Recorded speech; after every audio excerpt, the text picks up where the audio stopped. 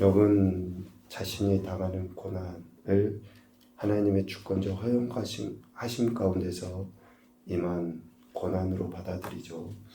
그래서 그 고난 자체에 대해 불평하거나 원망하거나 하지 않습니다. 오히려 하나님께 간절히 토로하고 있죠. 왜 그렇게 할 수 있습니까? 9장에 보면 하나님의 창조하심과 또 하나님의 주권 그리고 심판하심에 대해서 분명하게 확신하고 있었기 때문에 그렇습니다. 창조주요, 주권자요, 또 심판주이심을 전적으로 신뢰하고 있기 때문에 그런 거죠. 오늘 10장 말씀도 욥이 자신이 당하고 있는 그 고난 자체에 대해 토로하고 있는 내용이 기록되어 있습니다. 욥의 친구 빌닷은 욥에게 선조들 때부터 내려오는 그런 지혜로운 말을 듣고 네가 지금 당하는 그 어려움에서 벗어나야 한다 라고 권면했었죠. 실질적으로 지혜로 따지면 욥이 그들의 지혜만 못하겠습니까? 그런데 빌닷은 또 다른 친구들은 이러한 이야기로 욥을 위로하는 것 같지만 결국은 욥이 죄에 대해서 회개해야 된다 라는 그러한 말로서 욥을 판단하고 비난했었던 겁니다.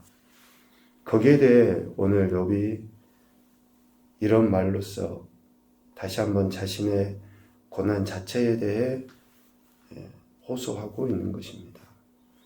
하나님의 창조하심과 심판의 그 주권을 인정하면서 자신에게 주어진 고난이 하나님께로부터 왔기 때문에 하나님께 1절 보면 내 불평을 토로하고 내 마음이 괴로운 대로 말하겠다 라고 이야기하는 거예요. 사람에게 하는 게 아니라 하나님께 자기의 상황을 다시금 낱낱이 고백하겠다 라고 이야기하는 겁니다. 자기가 말하고자 하는 대상이 친구들도 아니고 또 다른 사람들도 아니라 하나님이시다 라는 것을 강조하는 거예요. 왜 그렇습니까? 지금 자신의 당하는 그 고난을 허용하신 분이 하나님이기 때문에 하나님께 이 이야기를 하겠다라고 하는 거죠. 10장 1절에 나와 있는 불평이라는 단어는 이전에도 한번 말씀드린 것 같은데 히브리어로 이야기하면 시아흐라는 단어를 쓰는데요. 이 단어는 좋지 않고 불편한 상황을 있는 그대로 말하다 라는 거예요. 있는 그대로 말하다. 우리가 이야기하는 불평하고는 좀 다르죠. 우리는 덧붙여서 내가 조금 이만큼 고통을 당하고 있고 힘든데 거기에 덧붙여서 부풀려서 사람에게 그러한 이야기를 하는 것을 우리는 불평이라고 보통 생각을 하는데 이 시아흐라는 단어는 좋지 않고 불편한 상황을 있는 그대로 말하는 거예요. 있는 그대로. 그 있는 그대로 말한다라고 할 때의 대상은 틀림없이 하나님이십니다. 그래서 우리가 오늘 욥이 불평한다라고 할 때 그 불평에 대해서도 어쩌면 우리도 우리 자신의 삶에 대해 잘 되돌아봐야 돼요. 내가 덧붙여서 오히려 사람에게 나의 의를 드러내기 위한 표현으로서 불평인지 아니면 지금의 내 상황을 있는 그대로 하나님께 고백하고 있는 것의 표현인지 잘 한번 살펴봐야 되는 거죠. 그리고 토로하다라는 그 단어는 나로 하여금 내 자신에 대해서 말하다라는 그런 의미예요. 내가 내 자신에 대해서 있는 그대로 말하겠다라고 하는 단어가 토로하다라는 그 단어의 원 의미입니다. 그러니까 오늘 10장 1절에 내 불평을 토로하고 내 마음이 괴로운 대로 말하겠다 라고 하는 그 말의 의미는 자신의 그 결백함과 떳떳함에 근거하여 하나님 앞에 내 자신을 있는 그대로 나타내 보이겠다. 그런 의미입니다. 사람들에게 내가 힘들어 죽겠다. 야, 내가 정말 이러니 못 살겠다. 그런 이야기를 하고 싶어서 하는 이야기가 아니라 욥이 범죄하지 않았음에도 불구하고 이런 고통과 고난을 당하고 있는 것에 대해서 하나님 앞에 사실 그대로 있는 그대로 내 마음을 고백하겠다라는 그런 의미입니다. 그 하나님은 어떤 하나님입니까? 오늘 몇 가지로 보면 하나님의 주권을 욥은 인정하면서 그 하나님 앞에 불평을 토로하고 괴로운 대로 말하겠다라고 표현하는 거예요. 첫 번째는 9절이죠. 몸을 흙으로 지으시고 티끌로 돌려보내시는 그 하나님, 창조주 하나님 아니십니까? 그 하나님께 있는 그대로 고백하는 거죠. 또 12절, 생명과 은혜를 주시고 보살피심으로 영을 지키시는 그 하나님, 그 하나님 앞에 자신의 삶을 있는 그대로 고백하는 거예요. 또 16절, 젊은 사자가 사냥하듯이 하나님께서 놀라움을 주시는 그 하나님이라고 고백을 하고 있어요. 하나님의 주권하신 가운데 이루어지고 있다라는 것을 지금 욥은 인정하는 것이죠. 자신에게 임한 고난이 하나님의 주권하신 가운데 이루어지는 것을 분명하게 알았기 때문에, 하나님의 주권임을 알았기 때문에. 그래서 13절에 이야기합니다. 그러한데 주께서 이것들을 마음에 품으셨나이다. 이 뜻이 주께 있는 줄을 내가 아나이다. 하나님의 주권적 허용하신 가운데 이루어지고 있는 것을 분명하게 욥이 알고, 하나님의 주권임을 알고 지금의 내 상황을 하나님 앞에 자신의 괴로운 심령을 토로하면서 하나님의 은혜를 구하고 있는 거예요. 그래서 우리의 기도는 하나님께 향하는 것이죠. 사람에게 말하는 건 기도가 아니에요. 사람에게 신세한탄 하는 거, 불평하고 원망하는 거, 그건 오히려 안 하는 게 낫습니다.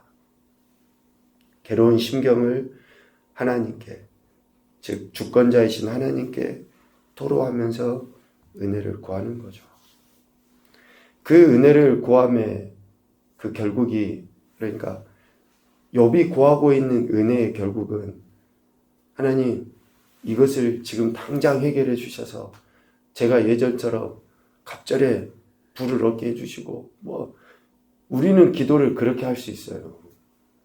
하나님께 우리가 은혜를 구하고 간구하고 하나님께서 해결해 주시기를 기도할 때 지금 당장 이 병을 고쳐주시고 지금 당장 돈이 해결되게 해주시고 이렇게 우리는 기도를 할 수 있어요.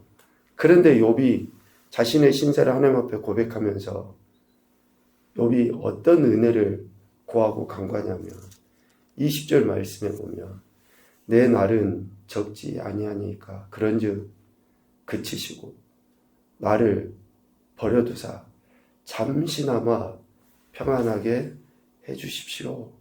이런 고백을 욥이 하고 있어요.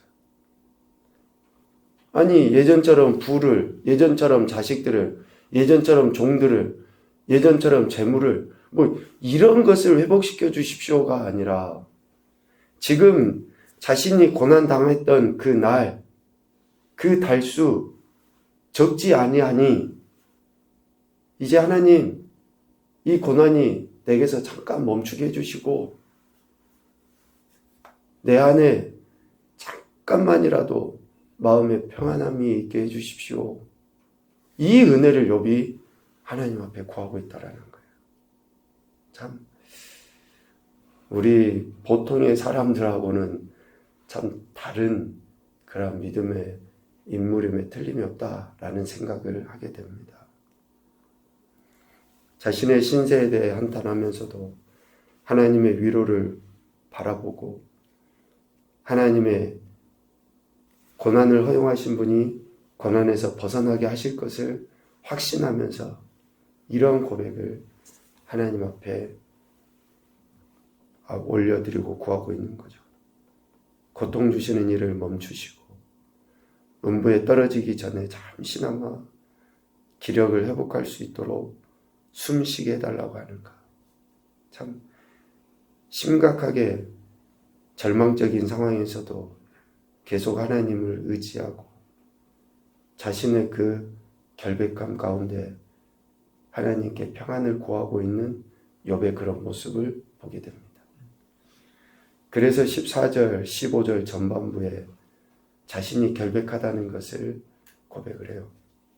내가 범죄하면 주께서 나를 죄인으로 인정하시고 내 죄악을 사하지 아니하실 것이고 내가 악하면 화가 있을 것인데 라고 이렇게 고백하며 자신의 그 결백함 속에 하나님께서 잠깐이라도 자신을 평안케 해주실 것에 대해 구하고 있는 것입니다. 욥은 온전하고 정직하며 하나님을 경외하여 악에서 떠난 인물로 평가되죠. 이러한 평가는 한 번의 모습을 통해서 얻을 수 있는 것이 아닙니다. 욥기의 말씀 우리가 보면서 욥이 당했던 이 엄청난 고난만 우리가 보는데 욥에게 이런 고난만 있었을까요? 기록되지 아니하는 욥이 사탄의 참소에 의해서 이러한 절망적인 상황에 놓이지 않았을 때에도 욥에게는 어쩌면 고난이 있었고 고통이 있었을 것입니다. 그러할 때도 여전히 신실하게 하나님을 경외했던 그 모습이 이런 엄청난 고난을 당하는 중에도 하나님을 경외하는 것으로 나타난 것 아니겠습니까? 욥이 처한 고난 중에도 여전히 하나님을 경외하고 의지하고 신뢰하며 하나님을 버리지 않고 배교하지 않은 것은 일상의 모습 속에 하나님을 경외했던 그 모습에 신실함들이 있었기 때문이 아닌가 그런 생각을 해보게 됩니다. 첫 번째 교훈입니다. 지금의 상황에 대한 말과 행동은 원망이 아닌 상황에 대한 설명에서 머물러야 한다. 설명에서만 머물러야 됩니다. 원망으로 나가서는 안 됩니다. 두 번째, 하나님의 주권을 인정하는 자가 고난 중에 올바른 기도를 할 수 있다. 고난은 틀림없이 있어요. 닥치게 되어 있습니다. 마지막 때에도 반드시 고난은 있다 그랬거든요. 그럴 때 올바른 기도는 누가 합니까? 하나님의 주권을 인정하는 자가 올바른 기도를 할 수 있어요. 세 번째, 세상에서 누리는 잠깐의 편안함과 하나님 나라에서 영원히 누릴 평안과 바꾸지 말자. 이 세상 아무리 오래 살아도 100년이 안 됩니다. 잠깐의 편안함과 하나님 나라에서 누리는 영원한 평안과 바꾸지 말자. 수없이 많은 유혹이 우리를 그렇게 넘어뜨리려 할 것입니다. 그때마다 하나님 말씀 붙잡고 살아갈 때에 진정한 평안이 있고 영원한 평안을 소유하고 소망하는 그런 삶을 살아가게 될 것입니다. 오늘도 우리에게 생명을 주시고 또 우리의 삶을 주장하시는 하나님을 신뢰하시면서 이 믿음의 길을 신실하게 걸어가는 복된 인생들이 되시기를 주님의 이름으로 축복합니다. 아멘.